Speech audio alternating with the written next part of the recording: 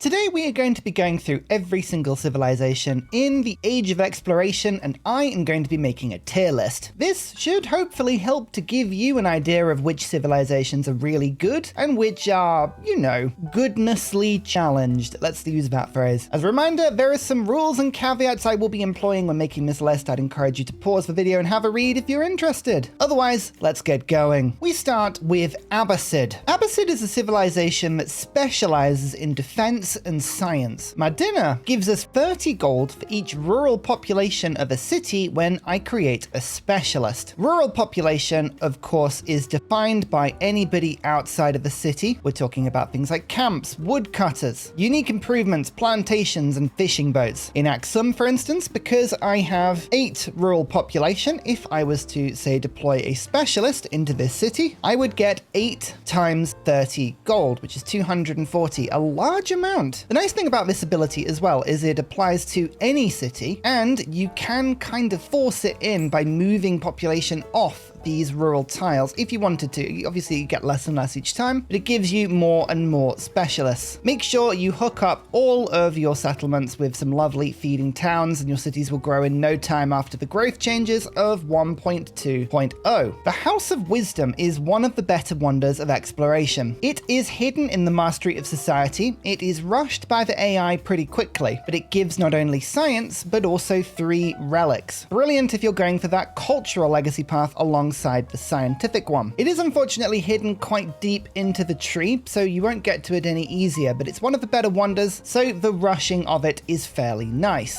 The Mamluk is an incredibly powerful defensive unit. It is a cavalry unit that when stationed in your territory has +1 combat strength for every urban population in the settlement. Now, this can scale incredibly well. Currently, my capital, for instance, has 18 urban population. Urban population is effectively every building. Specialists don't count. Now, this bonus only works in your own settlements, and if you're going on the offensive, Mamluks are otherwise even worse than normal because they actually have a lower combat strength than other cavalry units. They start with 30 melee strength. Coursers have 40 melee strength, so that is -10. But even with that penalty, if you're defending, they are way stronger than regular units. Just don't attack with them. Abbasid also has a unique great person. It can only be trained in the unique quarter, and like all great people, it is random and you can have each one only once. There are some really fun things in this one. A 3 specialists, 3 technologies, 3 buildings like observatories, hospitals, menageries, and the ability to put additional science on your unique quarter buildings. There is absolutely nothing game-changing about any of these alms, but they are also pretty good. I've seen a lot worse great people, put it that way. Abbasid really does show off its scientific capabilities with the unique buildings. The Madrasa is one of the few scientific bonus buildings available in exploration. 5 science is a lot, and 1 science adjacency for quarters, science buildings, and wonders is something that can be stacked incredibly well. Just building a Madrasa with a completed science quarter next to it gives a +3 adjacency. These things can give incredible amounts of science. The mosque is happiness with a little culture adjacency, or happiness adjacency. To be honest, it doesn't really sync with the Madrasa too well. You have to pick one or the other. And the unique quarter gives 1 science to all specialists in the city. That is a very nice boost. Not as powerful as Confucius, but it's all welcome. Specialists are very powerful, and it helps you to get to the Enlightenment legacy path. As unique quarters go, it is one of the stronger ones. Abbasid civics are also really quite interesting, especially when it comes to building in cities. 50% production towards buildings in cities with at least 8 urban population is really nice. Effectively, what you need to do is make sure your city has a bunch of warehouse buildings and you just get 50% production. Very nice indeed. The mastery gives all buildings receive 1 science adjacency with the city hall and palace. That is a tradition that obviously works with specialists and can be taken through to the later stages of the game. 4 food on science buildings,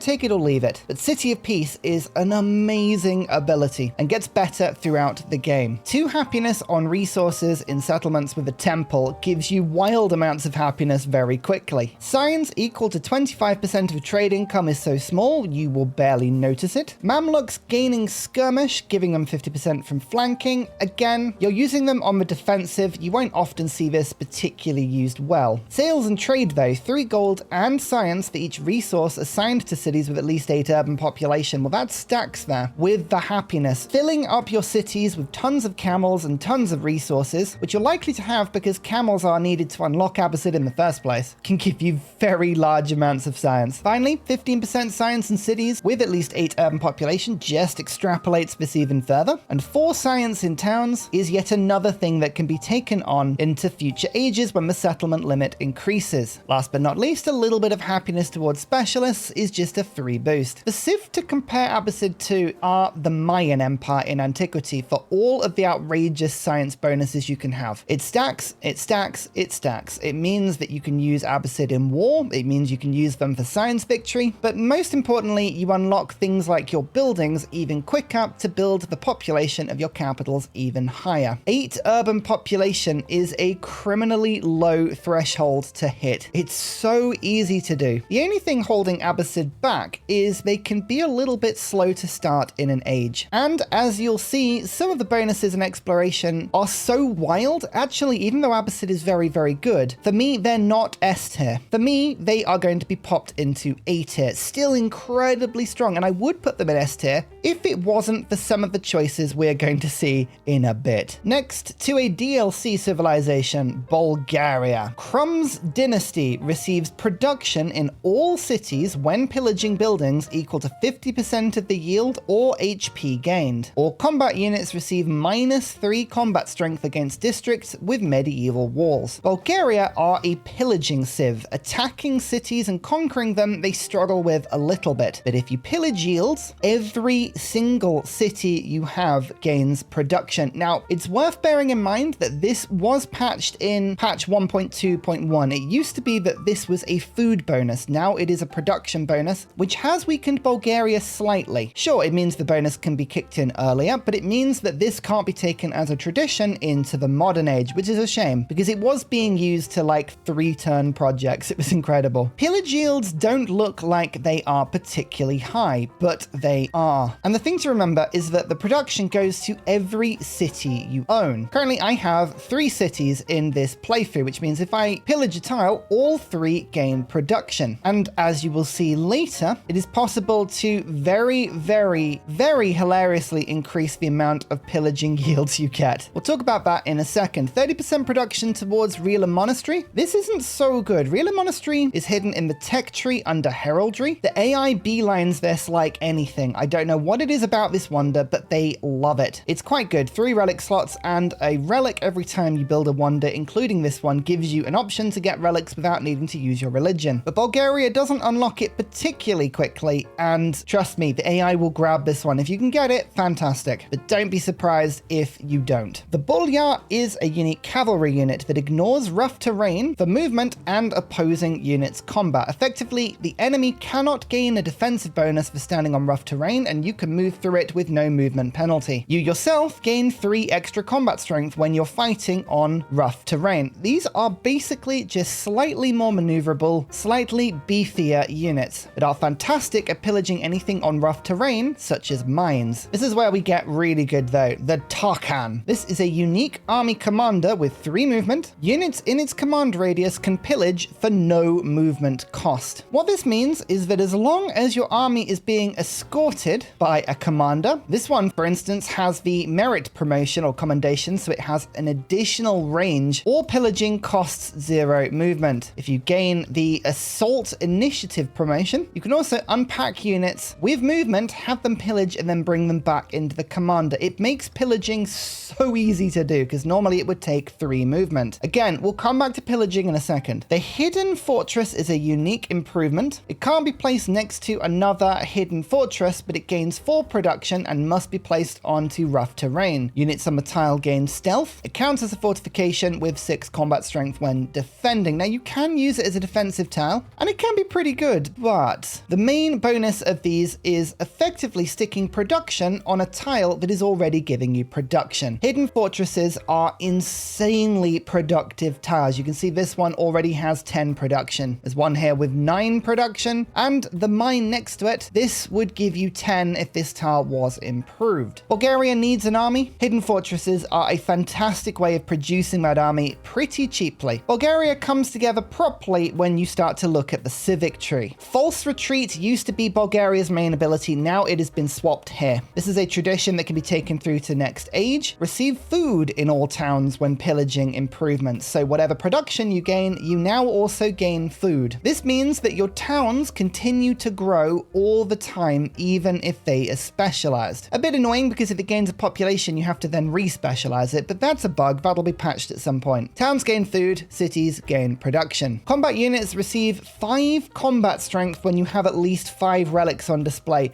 That is insanely powerful. It is wild how powerful Bulgaria's troops can become. Remember, you're not attacking cities, you're pillaging them. And it means that your pillaged units, well, they don't take damage from enemy defenses. It's worth just pointing out, I forgot to mention, False Retreat gives a -3 combat strength penalty against fortified districts, and now you're on -6, but all that penalty's gone away with a +5. Hidden fortresses receive 2 culture for each adjacent mountain tile. It's not going to give you much, but it's useful. 2 migrants in the capital just fleshes out a little bit of population. Nothing really exciting there. However, stratagems, 50% yields and HP from pillaging. The increase in yields that you get here then goes in and you use those increased yields to give you more food and more production, and so the stacking begins. 2 happiness on hidden fortresses and settlements with a temple. Again, small amount. It just makes an already fantastic tile a little better. Great works provide 1 happiness and gold, plus a free relic.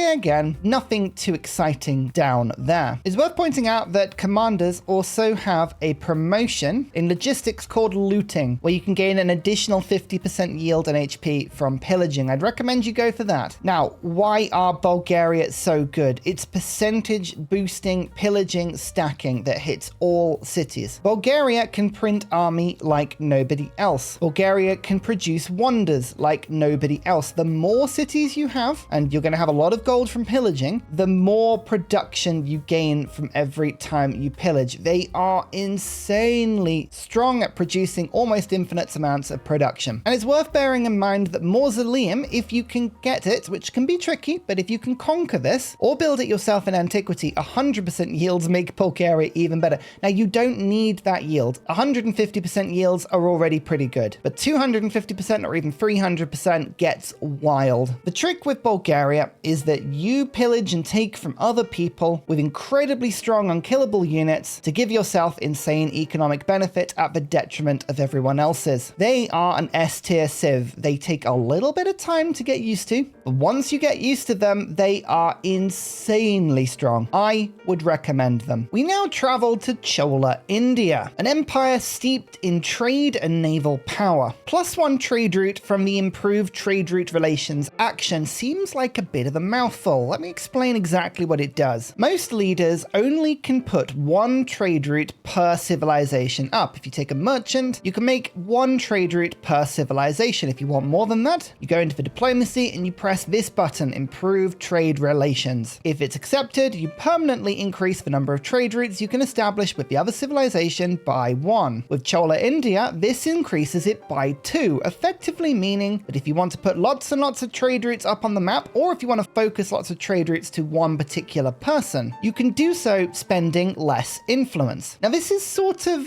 good on paper, very bad in practice. Why is it very bad? Well, exploration is the beginning of 2 ages, starting there and then going on to modern, where influence is a resource that can be obtained in vast quantities with, yep, you guessed it, the hub town. The hub town effectively means that influence from exploration onwards is not a worthless currency, but it is very easy to obtain. You only need 1 or 2 to get pretty much all the influence you would ever need. And you can see in this particular run, I've got 600 coming in per turn. So you're saving a resource that doesn't really need saving. The other problem is that, yeah, okay, sure, you've increased your trade relations with a civ by 2. That's great. But merchants are still as expensive as ever, and they still continue to scale in cost the more you make them. You can see here in this playthrough, currently it is 600% more expensive than it needs to be. That is rather ridiculous. ridiculous. If this ability was to be any good, it would be a little bit like Carthage's ability, where you got 2 merchants rather than improving trade relations better. But, you know, I guess it helps. But does it really help? Probably not. The Briardeswara Temple is the linked wonder. It is normally unlocked at diplomatic service, and it gives you +1 happiness adjacency for navigable rivers on all buildings. Honestly, when it comes to wonders, it's a pretty weak wonder, so having it being built quicker isn't really going to do a lot for you, and it's right at the end of the tree anyway, so you don't really get it any quicker. The Kalam is a fun unit. This is a unique naval unit that has +1 additional attack per turn if movement allows. Now, in some circumstances, that is especially good. It's especially good if you are attacking land targets. Land targets can be shot at from 2 tiles away, and you don't receive any damage in retaliation, so you just sit off the coast, and this boat can do twice as much damage to land units, districts than normal. It can also engage in 2 naval battles per turn. The problem with this is you not only need to be next to the naval unit in question, but then the attack does do retaliative damage against you, and that's where the Deity modifiers can sometimes let you down. So it's not really very good as a naval versus naval boat, but it is incredibly good as a naval versus land boat. The Otru is where you get a little bit more power. This is a unique naval commander that has extra movement and extra sight. It is incredibly good for exploring the new world. The sight radius on it is rather wild. You can see, compared to other admirals, they do move incredibly quickly, and the sight on this is currently at 4 tiles away. Very good for exploring. No better at actual combat though. We then have a unique quarter, the 500 Lords. If completed, all trade routes from that settlement have +5 land trade route range and 15 naval trade route range. Again, it just means that pretty much you can set up a trade route with anyone on the map you like. It's very rare to find too many cities that are actually out of range. You're doing some. You'll always have options. Again, it doesn't make your trade any easier or any better. It just means that you can trade slightly further away. Then the unique buildings both need to be placed adjacent to the coast. This is actually quite a limiting factor because sure, I'm playing on an archipelago map right now, but if you're playing on Continents Plus or Pangaea, that may not be possible. It also might be the case that, say, the city you've built in, you actually overbuilt over all of the tiles that are on the coast. So that sort of limitation can severely limit the usefulness. One is a happiness building with gold adjacency for quarters. One is a gold building with adjacency for coastal terrain. So you do generate a lot of gold with these. Particularly this bottom building is very, very useful. 5 gold is decent, but you're going to put it on coastal terrain anyway, so it's guaranteed to have an adjacency. And then on top of that, you gain 50% production towards naval units. It means you can build boats very quickly. This one, not so good. Adjacency for quarters and wonders, but most of those won't be on coastal terrain because there's only so many harbor buildings in the game. Happiness adjacency for gold buildings and wonders. Definitely this is where the power is. So decent economic pump out and a decent boat that is easy to print. The civic tree gives you a further influence discount towards initiating improved trade relations. As I mentioned before, this isn't actually the limiting factor, so it's useful, but it's not very powerful. 2 resource capacity in the capital is not much at all. With the amount you should be trading, you should have camels that take all of that pressure off you. 1 gold from active diplomatic actions you've started or supported. That it's such a small amount of gold. I don't know if this was a mistake. This to me feels like it should be a percentage bonus because +1, like I'm 94 turns into this game and I'm getting +1 gold per turn from this. It is next to nothing. 3 culture on gold buildings will give you some culture though. It is okay. Your unique boat gaining more movement and sight sort of stacks together, but your commander already has the extra movement and sight, so it's not as useful as you think it would be. 2 gold maintenance for naval units helps with this spam. Settlement limit is good, and 4 gold in settlements other than your capital if they have a water building. Well, that should be pretty much every city. So again, a nice welcome chunk of gold. Finally, the Otru, your commander, receives the convoys promotion. That is within the leadership tree and means that land units within the command radius have +10 embarked strength. Traders within the command radius can't be pillaged. If you ever stop a trader from being pillaged, that's impressive. It is so specific. But 10 embarked strength does help if you are trying to attack a coastal settlement and you're bringing land army with you. So overall, we have a decent focus on navy and some decent economic abilities. Now, I like Chola India, and I do think they work with some leaders particularly well, but I just don't think the abilities are very powerful. The good ones are good, but not brilliant, and the ones that don't do anything, you look at them and think, come on. It's just a civ that could really use a little bit of polish.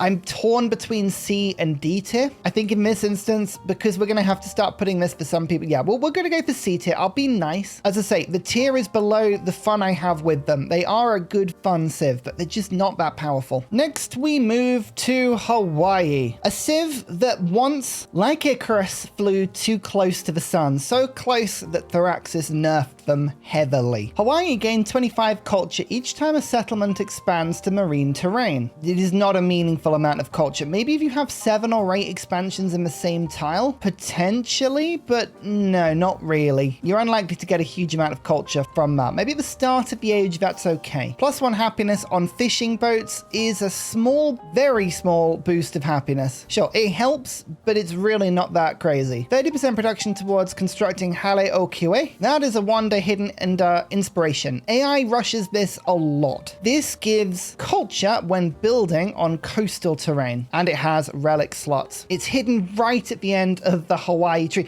It's one of those really confusing things because you unlock it so quickly on the regular tree, but if you actually tried to beeline it on the Hawaii tree, you would never get to it. It's an odd choice. And to be honest with you, as wonders go, it's not a particularly useful one either. So far, honestly, not very good. And on paper, it doesn't really get much better. The unique unit receives culture when defeating enemy units, but again, a bit like Napoleon, it's a ridiculously small amount. It does have 3 combat strength against infantry and cavalry units, so it's a little tougher, but infantry units are already weaker than cavalry units. As a unique unit, it's not going to set the world on fire. The unique missionary has an action to heal adjacent units, and it receives gold when converting a settlement. The healing is the main difference, and because it can't be targeted in war, these things, they stand on their own layer of the tile. They can't be attacked, they can't be tampered with, they can't be destroyed like they have been in previous Civ games. It is pretty handy. 40 health is no laughing matter. Hawaii is an outrageously good domination Civ. They don't have any attack power bonuses really, but it's an ability that is slept on quite a lot. This is very strong. The unique building gives 3 food and 2 production, which is a nice blend, and must be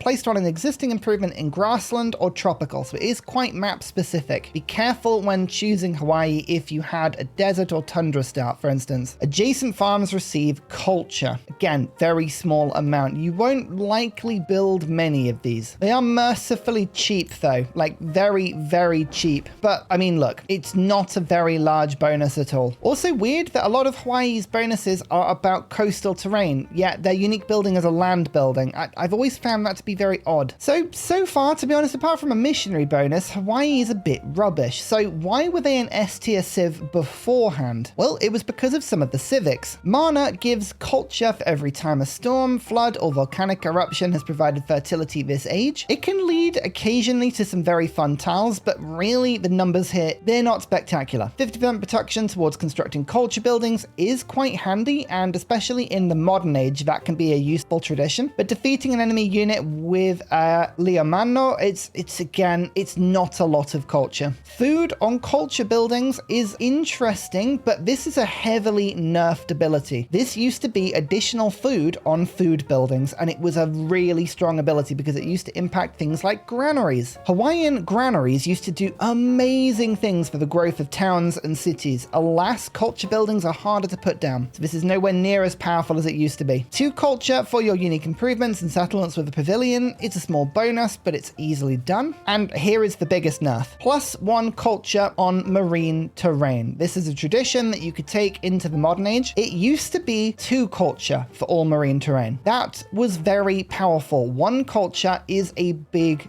nerf. It has taken it from making amazing tiles, and this is the disclaimer. These are the yields before the nerf patch. This is a very old save file, and the game hasn't quite updated itself properly. So at the moment you can see fishing boats, they have 4 culture on each. This is what Hawaii used to look like. This is how good did they used to be? Because you used to get 2 culture from this tradition, and then below, where it says +1 happiness on marine terrain in towns following your religion, doubled for cities, that used to be culture, not happiness. So instead of 1 culture and 2 happiness per tile, we used to be getting 4 culture, which was insane. Hawaii was just a culture powerhouse. Lots of food, a little bit of production, and a ton of culture for all fishing boats. Now, the fishing boats are a little bit lackluster. Second healing charge there on your missionary, very welcome. The strategy with Hawaii used to be pick them, make fishing boats, get a ton of culture, and then instantaneously win in exploration because nobody could out-culture you. These days, especially if you compare this civ to a civ like Majapahit, they just don't stand up anymore. The nerfs, I think, went too far. They tried to take a little bit of the culture away and make them a more rounded civ, but for me, they just made them a less focused civ. You kind of have this weird pull where you want to build the unique improvements on the land, yet at the same time you want to put fishing boats, and the two don't help you. They stand away from each other. And the fishing boats, I mean, I wish I could show you the updated yields. They no longer really give you anything. Yeah, unfortunately, the yields aren't updating themselves in the save file to really show you properly, but Hawaii just is a bit lackluster now. They used to be somewhere between S and A tier, very specialized in culture, but still effectively so. These days, I wouldn't be so harsh to put them in D, but I think they're down here with C tier as well as Chola India. You went too far, I say. Too far. Now we find ourselves in the high mountains of the Incans. The Incans can work mountain terrain. Mountains are worth 2 food and 1 production. Thing to remember about working mountains is it's often not worth it. Yeah, sure, you can work them, but there are no real improvements you can put on them, and expedition bases don't get improved by anything. It's sort of half an ability. It sounds really cool, but it's a bit rubbish. Now, there is a bonus you can get that does make mountain yields a little bit better. Actually, no, thinking about it, I think that's a modern age civic, isn't it? No, that's just the yields you get. They're really not worth it. Why would I put a tile down that gives me 2 food, 1 production, and 3 happiness when, I mean, you can see over here the size of the tiles we have elsewhere. Very rarely worth it. Majapahit, though, is insane. It is possibly the best wonder of exploration. If you are able to pick it up, it effectively makes the tiles around it insane. 4 culture and 4 gold in all buildings adjacent to this wonder, but it puts it as an adjacency. So every tile has 8 culture and 8 gold if it has 2 buildings on it, and every specialist then increases that by another 50%. So it is very easy, as you can see, to get your enlightenment just from this one wonder. That's 126 yield on this tile. We've got 81 on this tile, 67 on that tile, and that's with no specialists. Yeah,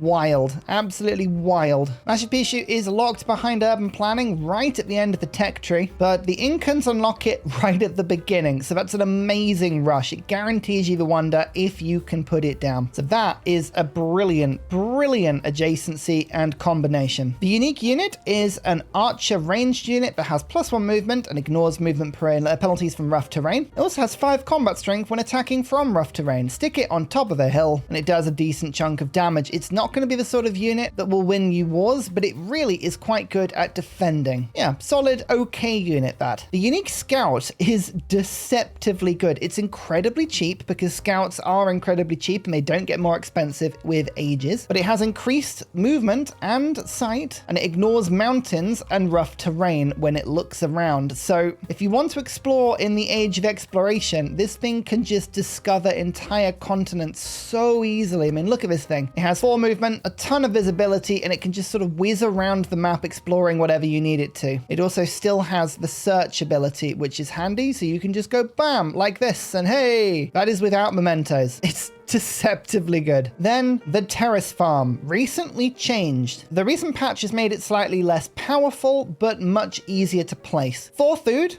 1 gold adjacency for buildings, must be built on rough terrain without a river or a feature. It basically means that your mines give you food. So it's a little bit like the Bulgarian unique improvement, but instead of being more production, it gives you food. However, as we now go into the Incan civic tree, you'll see that it gets quite a few buffs. this. First of all, 15% food in settlements with their city center adjacent to a mountain or with 3 worked mountain tiles gives you more food than you think. It's a very nice amount of food. If you make sure that the cities you're using are next to mountains, so it is quite map dependent, the food that towns send them in receive big bonuses, and you can start to see some very large numbers. It's also one of those nice traditions that you can then take into modern, and it continues to give you the same benefit. 1 happiness to mountain tiles is basically useless. 25% of the gold from trade route income as food is really negligible. You won't get anything from this at all. But rough terrain does not end the movement of an Incan unit. That is fairly handy if you are looking to move units quickly. Although your scout already has that and your unique unit, so this is more for things like settlers and for cavalry. Then your archer can gain the poison ability, which is +5 combat strength against wounded units. Again, makes it incredibly useful on defense if you are standing on rough terrain. But this one's good. A tradition that gives settlements half a gold for every urban population and half a production for every rural population. It's just one of those really nice traditions that gives you more than you think, and again, you take it into the next stage. And then 2 food on terrace farms and settlements with a granary just makes them better, because granaries you should have in every settlement. They should just be there. They're really cheap. They're really good. And then farms and terrace farms receive 3 food if adjacent to at least 1 mountain. That is why you can see that terrace farms next to mountains and cities with granaries gain 4 from a terrace farm, 2 from a granary, and then 3 from a mountain. So that's 9 extra food. Makes them quite decent in terms of just making sure that these lovely tiles power your empire. So the mountains themselves are useless, but everything else around the Incan build is very nicely synergized. Some leaders do better with Inca than others, but there are some useful traditions that can be taken into future ages. Obviously, some leaders do really well with Inca. Pachacuti is one of them, and food is now more powerful than it was. I don't think Inca is overpowered though. They are still very specific on terrain, and ultimately the yields you can get with Inca don't dwarf or rival some of the yields on higher leveled civs. So I'm going to put them in B tier. Now we have the Majapahit Empire, which, to be honest with you, I'm just going to call it now. I think it's a better version of Hawaii. All cities except the capital receive +1 specialist limit. It goes away in the next age. This basically guarantees that if you struggle to get enlightenment to the full points, you're doing something wrong.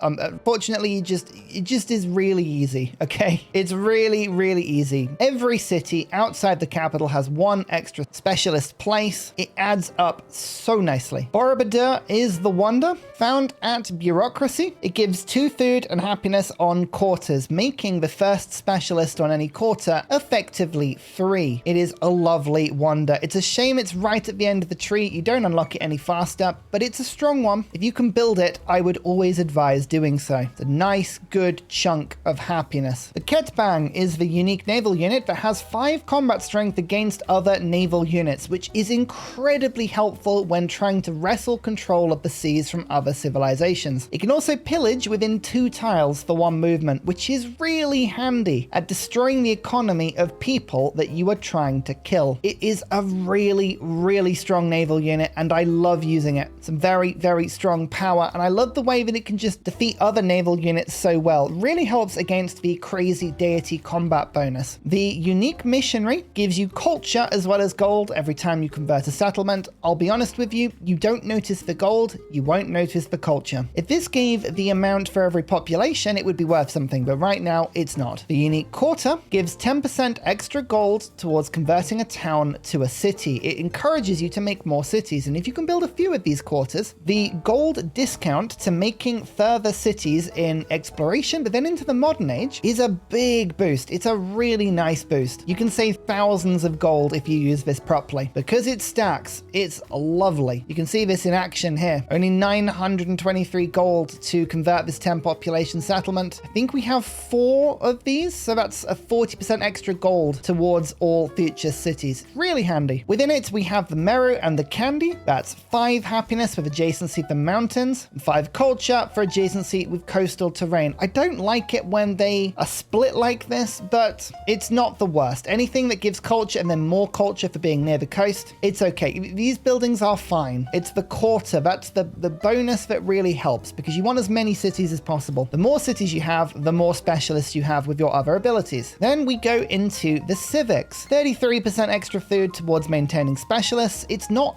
food is the problem with specialists. Normally it's happiness. It's welcome, but it's often not worth the tradition. An extra 25 culture when it converts a settlement for your missionaries. Again, it's a bit meh. 1 culture from specialists not in your capital is very useful, especially if you're trying to get to enlightenment quickly. 25% production towards overbuilding makes pretty much every building in cities cheaper because you want to be overbuilding. This is a lovely boost. Doesn't even take a tradition slot as well. Then we have +1 culture and +1 production on marine terrain in cities. It's just a better version of the Hawa'ii ability because you get production on those fishing boats as well as culture. It's nice. It's very good. Culture buildings receive 1 happiness adjacency for coastal terrain. Again, very handy if you're looking to get that enlightenment. 5 combat strength to naval units against land units builds on the fact that you already have the most powerful naval unit against other naval units, and now it's also the most powerful against land units. And then 2 culture on quarters is nice. You can see I'm getting 88 culture in this game. It's a lot. And then the settlement limit. A lot of power in Civilization 7 comes from specialists, and specialists are really easy. They're extra cultural and they're plentiful under Majapahit. They are a lovely, synergized, very easy to use civ. They're much better than Hawaii. I'm going to put them in A tier. They're not the best civ in the game, but they're very consistently strong. Now to Ming China. Ming China gains 50% extra science in the capital, but has a penalty of a flat 15 science per turn for each social policy but not tradition slotted into the government. What do we mean by that? Traditions are anything that you find either in the Ming civic tree or the civic tree of the antiquity civ that you found. Anything that you find from the default civic is going to give you -15 science. So right now, you can see my government has 6 traditions in it and 1 non-tradition. This is social policy, so we're rocking 1 penalty. 50% science in your capital is a decent amount, but you have to be careful because unless you throw science into your capital, the -15 science can outweigh it quite a lot. Care is needed with this civ. Forbidden City, the associated wonder, can be found hidden away in Authority Mastery, so it's fairly quick to get to. It provides 2 culture and gold on all fortification buildings in this settlement. Well, fortification buildings include your unique building, which we'll get to in a second, so for China, it's very powerful. Unfortunately, again, it's locked behind the mastery right at the end of the civic tree, so you will not find it any quicker. It can be a bit 50-50 as to whether or not you can claim it. The unique infantry unit has extra combat strength and featureless tiles, so these are tiles where you wouldn't normally gain a bonus, and they have a ranged attack, which means that you have a very, very strong infantry unit that can hold the line really well, but if you want, you can take a slightly weaker attack with your ranged shot at 2 range and not take any reciprocal damage. They are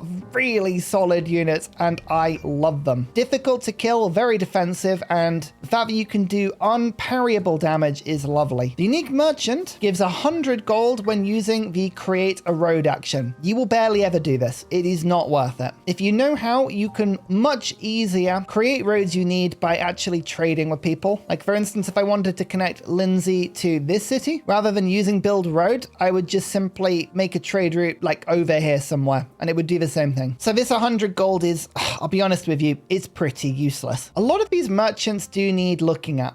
I just think there's a lot more imagination that could happen here. The Ming Great Wall is the better version of the Great Wall. We've already seen a Great Wall in Antiquity. Ming Great Wall is better. 5 culture is a very, very respectable amount, and 1 gold adjacency for fortification buildings and improvements includes other Great Walls. It gives a lot of combat strength, so if you defend using your unique inventory, they basically can't be killed, and you can build them in the most satisfying lines. This game doesn't have a huge line to show off, but you can see you can get some really fun ones. Oh, here we go. I knew I had a better game. Look, these are the sort of walls you can make. All of the culture really does add up nicely. Very fun, unique improvement. If you learn how to use it, it can be built pretty much on any tile, but you have to make sure that you build it in the lines. You get used to it. You can connect various settlements together. Like for instance, you can see I've been building farms in locations that I can then say, hey, I want to build my wall. It's very cheap as well. And look at that. 1, 2, 3. There we go. Lovely stuff. It's also still feel slightly glitched because it actually removes population when you build it, which means that you then get the next population quicker. It shouldn't do that, but it does. So yeah, way more powerful than it has any right to be. The Ming civics are quite interesting as well. 2 science on settlements with a garrisoned unit. It's a small amount, but it basically means as long as you leave a unit as a garrison, you get 2 science per settlement, which easily gives you a nice little chunk. The Great Wall can then be given 2 gold in settlements with a bank. Only works in cities, but it's welcome. 3 combat strength to ranged units adjacent to your unique inventory. It makes your crossbows more powerful. Small bonus, but very good for the defense. 25% gold towards purchasing buildings in towns. This is lovely. This is really nice, and it makes the walls cheaper. And then 1 science for each resource assigned to a city. This becomes 2 in cities other than your capital. A very solid ability to bring in a lot of science as long as you get your merchants up. 2 resource capacity in the capital. We've seen another civ do this. It's a bit meh. Mandarins get 25 science when they use the creative road action. You'll never use this. It's not good. The Grand Secretariat, 2 science on gold buildings and 2 gold on science buildings. Just rewards you for building those buildings. And finally, a settlement limit. Ming China is a solid piece of kit. There is nothing in here that is game breaking, but it is easy to use and it is fairly strong. They are a classic example for me of a nice B tier civ. Not offensive, not fantastic, but consistently pretty good. Now to Mongolia. There's a lot of words on this one. When you capture an opposing settlement, you gain the strongest cavalry unit you can currently train, but you have minus 50% production towards training settlers. Remember, that is only production. If you need to, you can still purchase settlers at the same cost as normal. It's just production. Remember that. You gain 1 point towards the non-sufficient Orbis legacy path. That's the military legacy path for controlled settlements in distant lands and conquered settlements in homelands. They are one of the few civs that has an alternative way of taking the military path. Now, this is both good and bad. Normally, you would get double points if you have your religion applied to a distant land city. Mongolia doesn't get any bonus from religion. Instead, you only get 1 point from conquering in your own lands and sometimes 2 if you conquer abroad, but I think it is just still 1 point. Either way, Mongolia encourages you to conquer on your own continent, but 1 point? You've still got to get 12. That's 12 cities to conquer, unless you really do what I've done and you conquer the entire continent. You could often be left feeling like this is a little bit of a poisoned chalice. I like the interestingness of it though. You shouldn't have a problem getting to 12 points, but it's harder than you'd think. Kashig is a wonderfully interesting unit. It is a ranged unit that has extra movement and it heals after defeating an enemy. The healing, because it's got a ranged attack, is more easier to use, so it can be quite handy. It also though counts as a cavalry unit and ignores zone of control, so it means that any bonus you get to ranged units applies, but also any bonus you get to cavalry units applies. So you can really stack bonuses on Kashig units. They are rapid, they are quick, and whilst they don't do very much damage against city centers, they are brilliant maneuverable unit killers. They are lovely. The Nguyen is a unique army commander that gives plus 50% flanking to cavalry units in the command radius. Flanking is what you get if you attack a unit from multiple sides. Once combat is initiated, enemy units begin to look in one particular direction. So if I attacked with this knight into this tile right now, they would look over here. And then if anybody else attacked, I'd get increasing flanking bonuses for attacking into a side where it's not looking. Noyans get a little bit more power later. Then the Ortu. This is a weird building to place. It can be quite awkward because it has to be on a tile that doesn't have rough terrain, a river, or any feature. But if you can place it, it gives 5 gold and it restores movement to any Mongol unit at its location. This means you can daisy chain them to have infinite movement. The trick is to find roads that have been placed and then farms that have been placed on those roads. Ortus can then be placed on them, and then you can find a bit like railways. You can move your units from one settlement to another, to another, to another, to another, and move across the map in pretty much one go. Deserts, plains, grassland, all really good for these improvements. Just watch, because they can be awkward to place. That, for instance, doesn't work because there is vegetation there. This is a rough terrain tile. This has a river, so it can be awkward, but infinite movement is really, really fun. I mean, look here, look, I can place one on this tile like so. And now you can see this knight has 4 movement. I move it to here, it goes to 3. I move it to here, and it goes back up to 3, and then moves, and then goes back up to 3, then 2, then 3, then 2, then 3, then 2.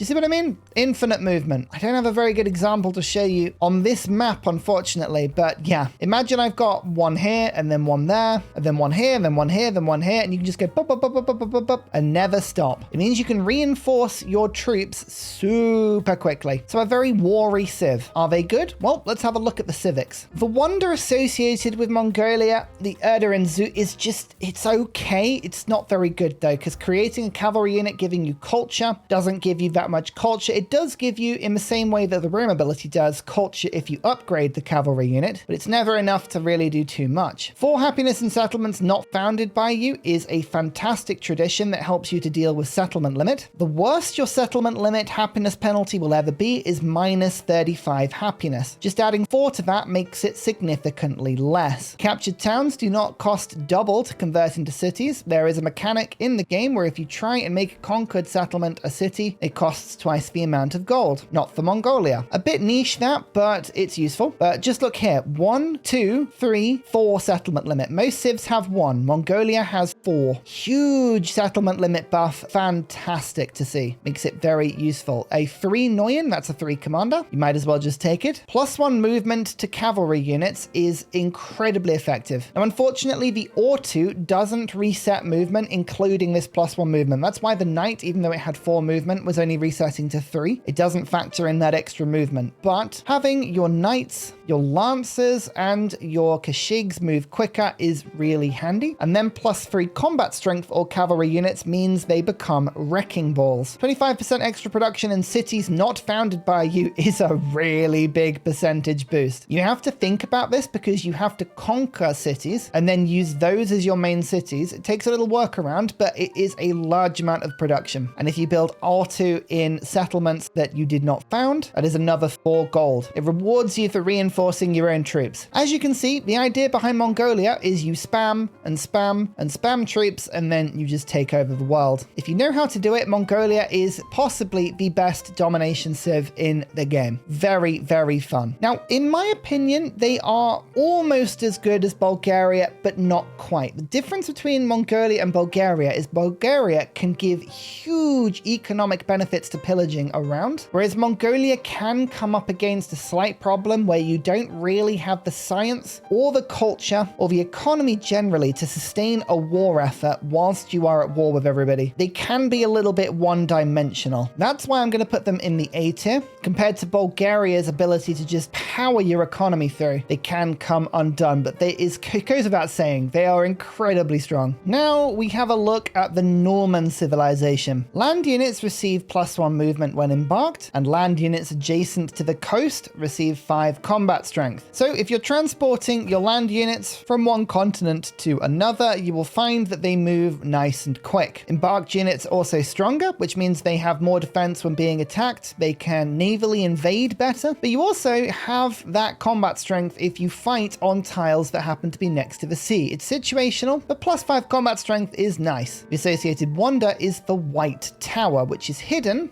right at the end of the civic tree under the sovereignty mastery. Very difficult to get to. This gives you 4 happiness in the settlement for every tradition slotted in the government. It basically means that one city basically is impossible to ever have a happiness penalty. It's thoroughly unremarkable though. Compared to other wonders like Borobudur, it does basically nothing. So I wouldn't get excited. If you can get it, brilliant. It can improve one city a little bit, but don't rush it. The Chevalier. It is a unique cavalry unit that has +3 combat strength against slower units. What does that mean? It has 3 movement speed. If you attack anything with 2 movement speed, you get the +3 combat strength. And as a cavalry unit, it's stronger anyway. So if you use it to attack archers, infantry units, siege units, commanders, anything like that, actually not commanders, they move too quick. Anything like that, you will gain a lot of combat strength. And combining it with the coastal terrain, these things move like tanks if you attack from the coast. It's also worth bearing in mind, army commanders can be given the amphibious maneuver ability, which means that they can attack whilst embarked with no combat penalty.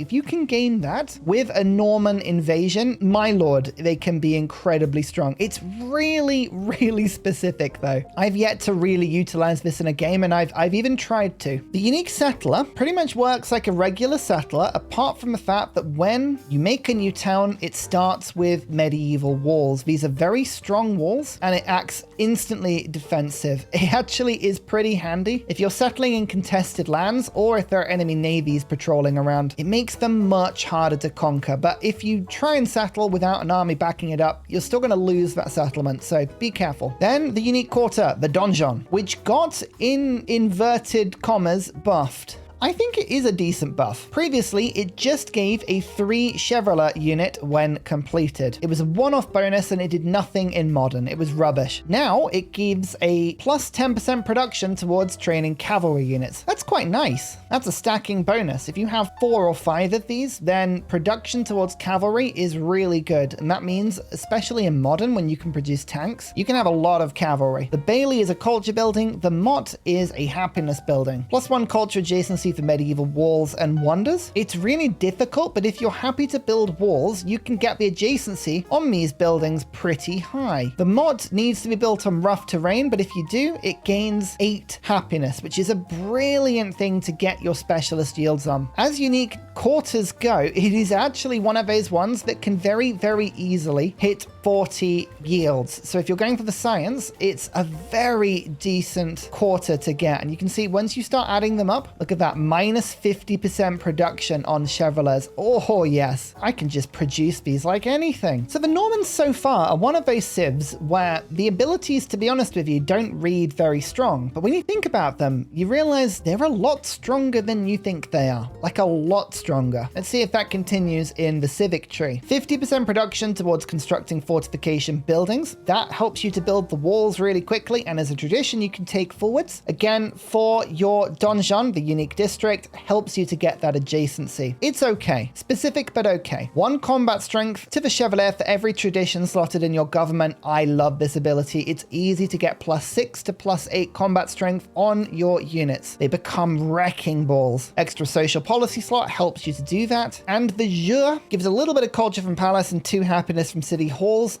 It's not great, but again helps you to beat that settlement limit and get lots of celebrations. -2 gold maintenance. The cavalry units is very welcome because you want to spam those things out. 2 culture for every tradition slotted into the government is almost nothing. Never put that card in. Not worth it. 2 gold from farms doubled during a celebration is so good. It means your farms basically bankroll your empire. If you can combine that with a unique improvement from a city state, you can see right here, like the stone head, it means you can get pretty much infinite gold because you're going to have farms in your empire. There will be somewhere. 4 culture and settlements not founded by you. Again, you're unlikely to get much there, and a 2nd settlement limit is very handy. Ultimately, the Normans have an incredibly powerful unit, a really easy way of getting that unit, and bonuses that give you basically decent benefits in pretty much everything. They're not perfect, but they have some really decent kit. It may come as a surprise to some, but for me, Normans are an S-tier civ. Until you've had a go with them a couple of times, they don't seem that good, and then you play with them a few times and you realize conquering is so easy. The science tree is so easy, and the economy builds really nicely. It's just the perfect example of a civilization whose bonuses combine together to be something that is greater than the sum of its parts. And if I compare them to Mongolia, they are definitely better than Mongolia. Appreciate maybe not many people will agree with me on this one, but I'm fairly confident they're up there. Now to a very controversial civ, Shawnee. Not because they are controversial, but because I'm gonna have to do a big caveat on this one. Currently, on patch 1.2.1, Shawnee are bugged in a good way. I am going to review Shawnee as they currently play right now. If they are fixed, I will review this entry and I will change the way that I rate them, okay? So that's my big caveat here. Settlements built adjacent to navigable rivers gain 2 food on river terrain, but cities not built adjacent to navigable river receive -10% food. So if you build a city not on a navigable river, like for instance this one on the coast, it receives -10% food. Not good. If it's on a navigable river, it gains a little bit of food on river tiles. That is not a good trade. It is really not a good trade. This is overall a negative. And considering it's Shawnee's ability, It's very disappointing. The Serpent Mound is a wonder that can be unlocked with the first tech of the age, astronomy. So it is very heavily competed, but if you can get it, you gain science and production to all unique improvements in the settlement. Shawnee have one, so it's very good in synergy. The unique unit is an infantry unit that gains +1 combat strength for every unique empire resource. Now, this reads better than it actually is. The infantry unit is otherwise identical to a normal infantry unit. If you go into the resource allocation tab, you will notice only these 5 classes empire resources. These other ones are treasure. That is not what the game means. We mean things like hardwood, iron, marble, niter, and wine. Even horses no longer count as empire resources. So the most you're likely to get is, I think, somewhere around +5. You might get a little bit more, but it's going to be tough. Overall, it's an infantry unit that is pretty much as strong as a cavalry unit without the movement. The missionary has +1 movement, and rivers don't end movement, which is actually really handy. If you want to move your missionaries around the map to convert, they move a lot quicker than other missionary units. I like them. They're pretty good, actually. It's a nice, handy quality of life thing to have. And here we go. Disclaimer, this is the bugged version of Shawnee at the moment. The Scout, the unique building. It cannot be placed next to another Scout, otherwise it must be built on vegetated terrain. It has 4 food and 1 gold for each adjacent resource. So far, it's not that remarkable, but now we go into the Shawnee civic tree. Bread Dance gives 4 culture to farming towns and 4 food to fishing towns. You might get a small bonus from this, but really, what's exploration famous for? Hub towns. As of right now, it's not that good. Maybe if hub towns get nerfed, you might see a little bit more from this. But the mastery. The Scout receives 1 culture per allied city-state. Now, city-states currently, as of this point of the game, are the strongest way to play. They have stacking bonuses, they have 3 techs, they have combat strength. If you can play the city-state game, you will win. It's that easy. You can see in this game, I collected them all and I was getting some insane yields. You will notice though that currently the culture is a lot higher than 16. This extra culture is applied for every city-state you're suzerain of per Scout in the settlement. It stacks. It is bugged. This means, as you can see, it's currently giving me 572 culture, which is obscene. And more than that, I actually think that is underrating how much. If we have a look in this city, you can see they're giving me 96 culture each. It is unfair. I won this on turn 60. This is normal standard speed. 2 gold for each trade route. While you have at least 3 endeavors active, we'll give you some gold, but you need to make sure you're spending your influence on things that aren't city-states, which can be problematic. Every time a storm, flood, or volcanic eruption provides fertility, you gain culture and gold. Improvements, buildings and urban districts don't get damaged by storms. Small quality of life things. Again, nothing that's likely to give you that much yield. 1 resource capacity in your capital per allied city-state is really nice because, as you can see, this can get quite big the more city-states you have. Extra influence towards initiating and progressing Befriend Independent is very good. This helps you to suzerain city-states, it helps you to save influence, it's very strong. You can support other players' wars 3 times instead of 1. This is not a multiplayer guide, but this is really funny on multiplayer. In single player, it's kind of a bit niche, but it can be useful if you want certain allies to play proxy wars for you. 2 influence per turn is an almost insultingly small amount. I don't know why they put that in. It gives you basically nothing. But your unique infantry unit receives +1 combat strength per positive war support. As long as you get your influence, you can easily get a good chunk of extra war support from this. Right now I'm getting 378. It's quite easy to get more than that. So you can actually create infantry units that are insanely strong. Cities get 2 production on tundra, desert, and plains tiles. That's just straight up production. And 2 food on farms and camps is lovely. So Shawnee's ability gives you, if anything, nothing. At worst, it actually is a detriment. The units are okay. The buildings are okay. The civics are okay until you see the fact that if you play the game right in its bugged state, Shawnee are incredible. If I was rating Shawnee without the bugs, I would be tempted to put them either in D tier or C tier. You can play them them well, they can be useful, but you don't get as big a buff compared to other civs unless you really, really push in on city-states. And then I'll be honest with you, city-states make any civ good. I'm going to say maybe there would be a C tier. I feel a bit mean putting them as D tier.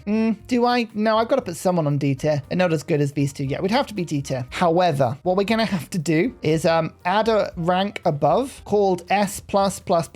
Right now, Shawnee is up here because it is bugged. It is so much more powerful than anyone else. This will get patched. Until it does, trust me, go and have some fun. It's worth it. You're worth it. Now to the Songhai Empire. One of the very few civilizations in exploration that gets a benefit towards the economic legacy path. Generally, by most, including me, to be considered the slowest and most difficult path to achieve on Deity. Songhai receives 2 resource capacity in cities on navigable rivers. A pretty small benefit, to be honest with you. Again, this is the age with camels. You shouldn't really have a problem with that sort of thing. And your trade ships cannot be plundered on navigable rivers. That is so specific an ability, I genuinely don't see why that would ever come up. If you actually manage to not have a trade ship get plundered because it's on a navigable river, you know what? You have my absolute admiration. Well done. 3 gold for every active trade route, a very small boost, but welcome gold, and can generate homelands treasure fleets on navigable rivers after completing the appropriate civic. Now, this is where they get good. This is the civic in question. Kanta. 1, 2, 3 into the Songhai civic tree. Every city in the homelands on a navigable river generates treasure fleet points worth 2. Not 1, it has now been buffed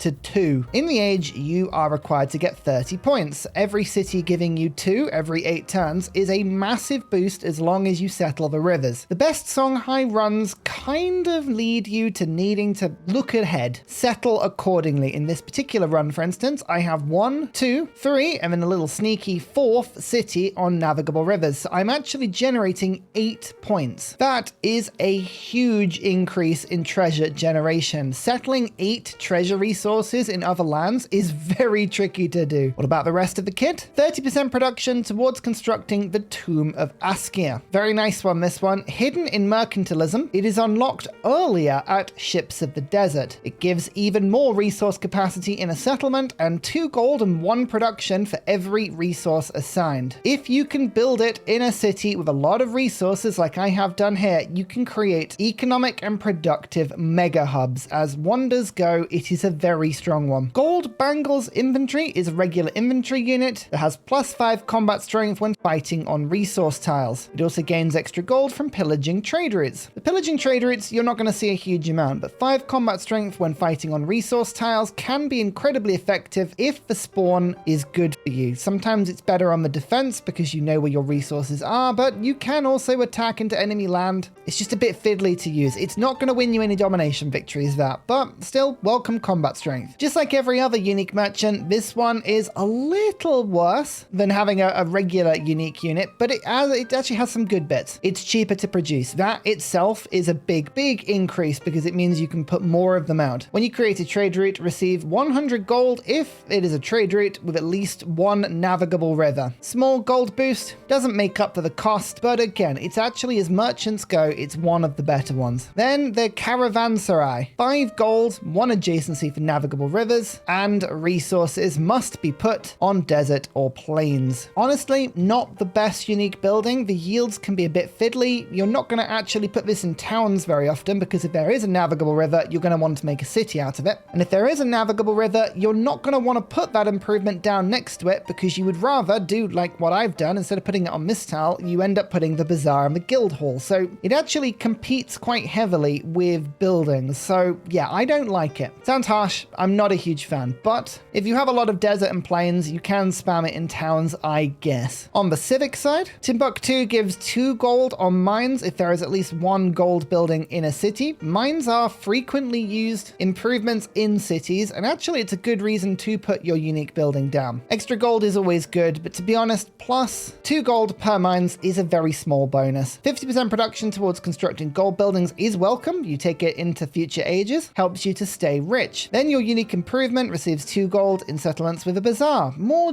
gold generation, again, very small. Combat units receive 5 strength on navigable rivers. Yeah, okay, you can put very powerful ships on your rivers to defend, but you're not really going to use this a huge amount to attack people. Saying that though, and I guess this is probably where the benefit is. If I look over here, for instance, Cahokia is a city on a navigable river, so I could use that combat strength to go and take it over for more treasure fleet accumulations. I guess it is targeted. I think it's a bit niche, but you could probably use this if you really put your mind to it. Rivers don't end movement is very similar to the Egypt ability. It's welcome. And 2 movement to all units on navigable rivers is quite handy for moving things about. There's nothing game breaking here, but if you've got navigable rivers, it's very themed. 200 gold for using on merchant instead of 100 actually pays for, I think, the first one? Yes, it does pay for at least the first one. It's okay, that's actually a decent upgrade. More traders equal more resources, and then the aforementioned navigable rivers. To be honest with you, Songhai doesn't really have much ability other than just generating gold. Decent wonder,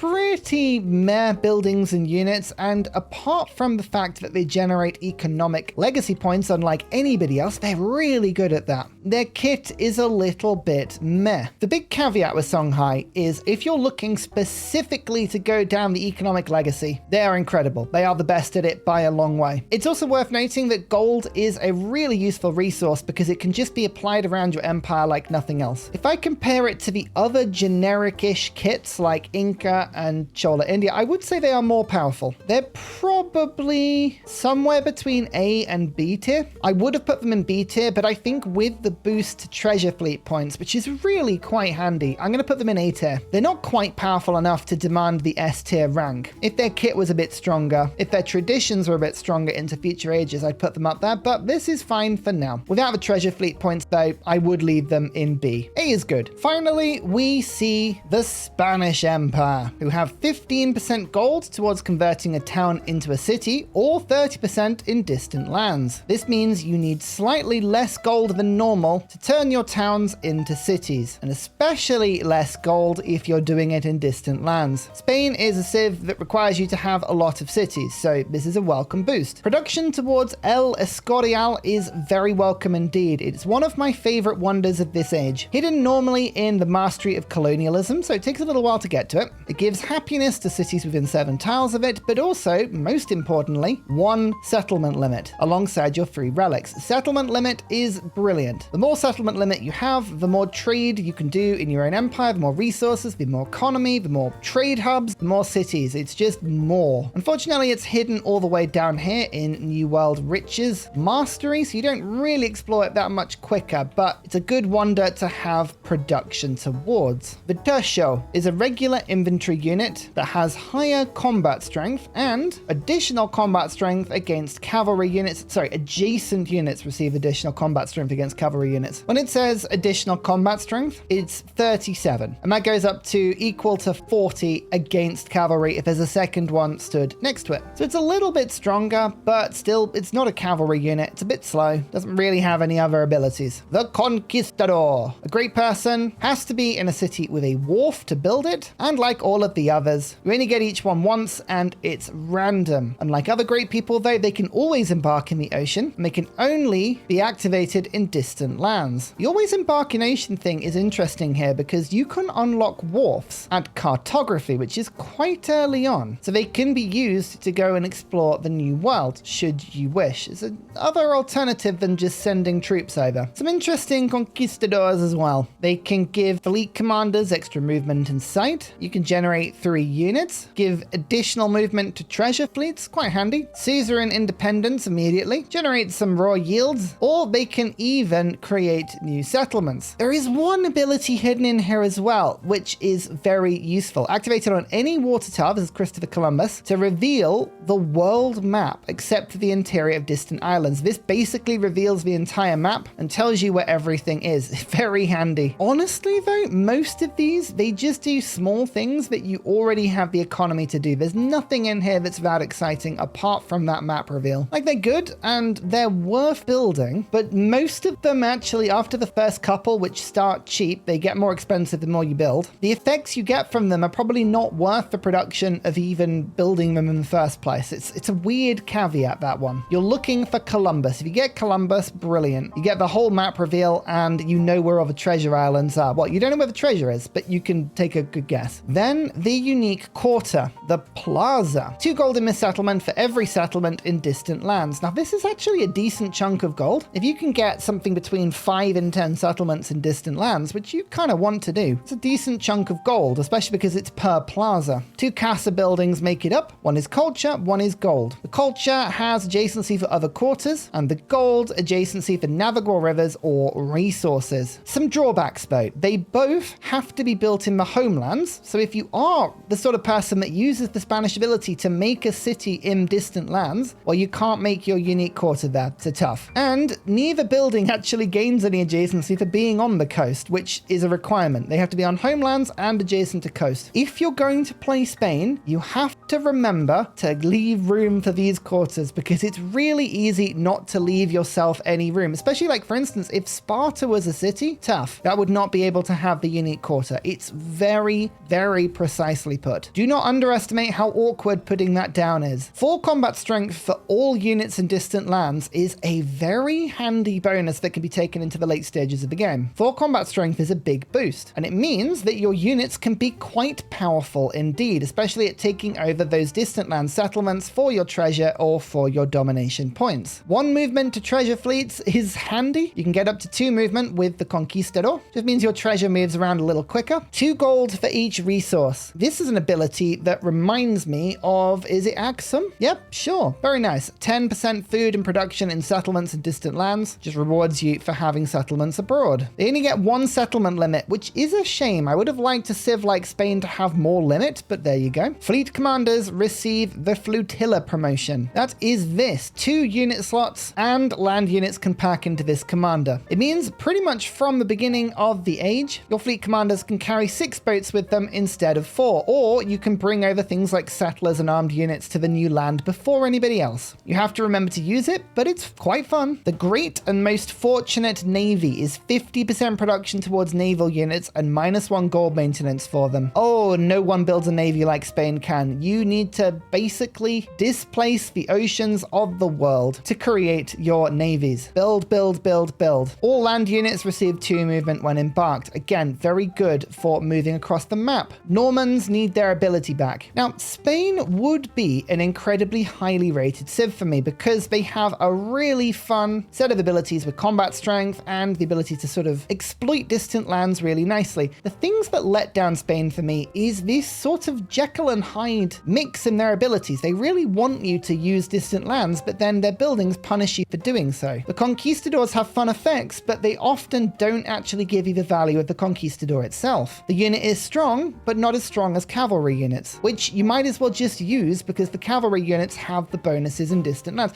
Do you see what I mean? It's just a lot about Spain that's a bit confusing. It must be said, though, that the bonuses do gel together nicely, and there's a lot you can take through to the future ages. Another gold civ like Songhai, I don't think they really span up to them, and another distant land civ like, for instance, the Normans, who are really good at embarking, they're nowhere near as good as. But they are a more reliable kit than Hawa'ii or Chola, so I'm going to put them in B tier. So there we go. In this age, I haven't put anyone in the D tier. I don't think anyone stands out as being incredibly weak. Chola India and Hawaii in C, Inca, Ming China and Spain in B, Abbasid, Majapahit, Mongolia and Songhai in A, Bulgaria and Norman in S, and Shawnee, well, we spoke about that. But that is the exploration age. Let me know in the comments what you think. Is there anybody you would have placed higher or lower? Or any strategies or tactics that you think I missed out on? Otherwise, thanks so much for watching, everybody. I'll see you all next time. Goodbye.